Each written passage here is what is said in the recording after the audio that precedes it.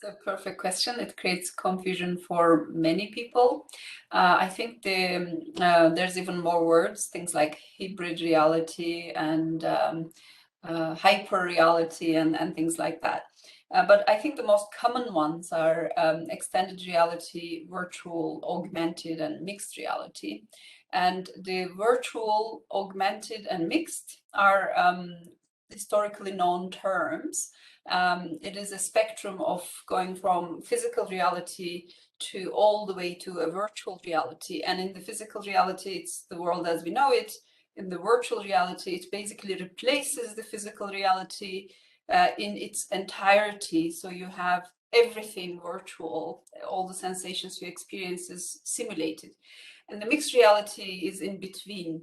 Now, the confusion usually happens between augmented and mixed reality. And augmented reality means somehow enhancing the reality, the physical reality, by adding more information on top of it, or being able to get information on demand from a physical object. You can imagine standing in front of a building and wondering how old is this building, and then, pointing your smartphone, and then the phone will pop up some date and overlaid on the building in a random place.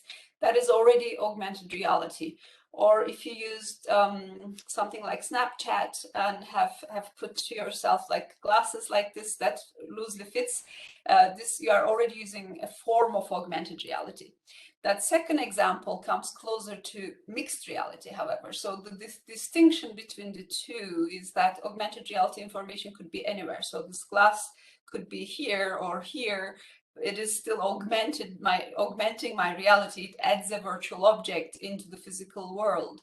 In the mixed reality, it will always and only be really in the right place, which means that the computing system, whether it's a smartphone or a headset, recognizes your face and knows where the eyes are and fits the object to the actual context. So this is the distinction. So mixed reality requires what is called spatial computing, which means that it keeps mapping our environment at all times and recognizes that this is a table, this is a chair, this is somebody's eyes, this is somebody's hands.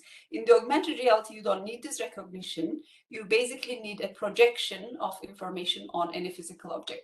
So these are the three things that we try to tangle apart.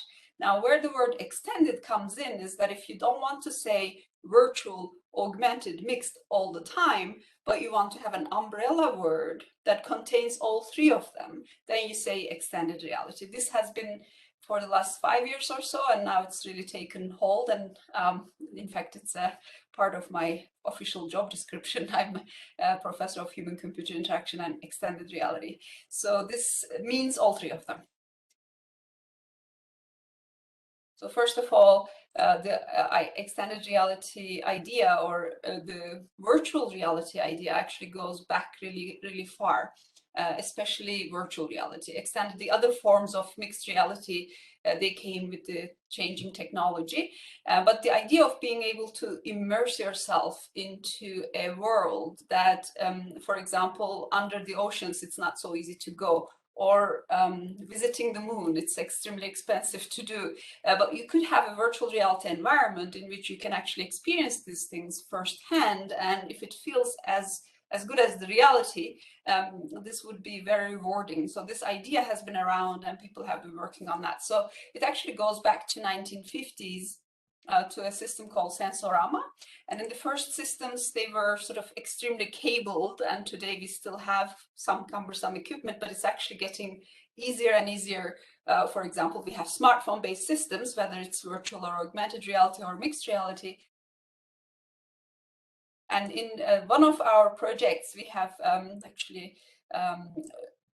actually worked quite actively, supported by Lehrphones twice now, to generate a physics lab, and where then the students actually as teams can go into this virtual environment and conduct some experiments and see the consequences.